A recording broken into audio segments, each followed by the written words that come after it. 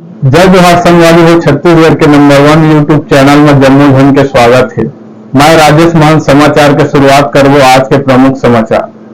रेखा बर्मन के आज अंतिम दर्शन और गांव के शमशान घाट में सम्मान के संग माटी दिन है।